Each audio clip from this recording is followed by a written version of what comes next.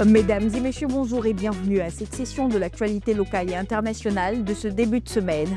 Ce lundi 8 décembre 2025, la Côte d'Ivoire a accueilli au palais présidentiel d'Abidjan-Plateau l'investiture du président Alassane Ouattara, marquant le début officiel de son nouveau mandat.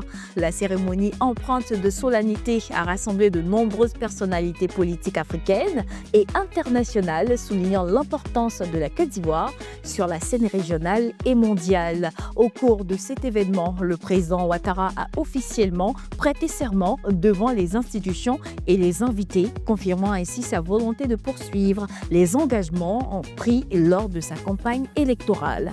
Le district autonome d'Abidjan a annulé la mesure interdisant la circulation des motos et tricycles sur certains grands axes de la ville après des réactions négatives de la population. Les usagers sont invités à respecter le code de la route et à adopter un comportement responsable.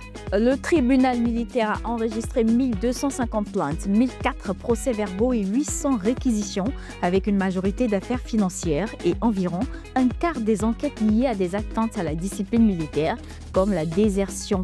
Le bilan a été présenté lors de la rentrée judiciaire et de la prestation de serment des nouveaux magistrats et greffiers militaires.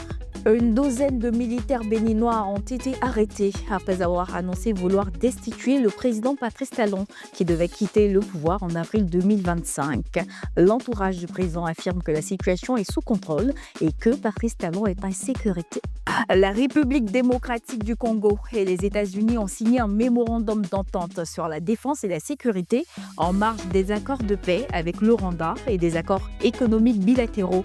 Ce texte vise à poser les bases d'un partenariat stratégique à long terme, répondant ainsi aux priorités sécuritaires de Kinshasa. Au Burkina Faso, la junte dirigée par le capitaine Ibrahim Traoré a adopté un nouveau code pénal, réinstaurant la peine capitale pour certaines infractions graves, telles que la haute trahison, le terrorisme et l'espionnage.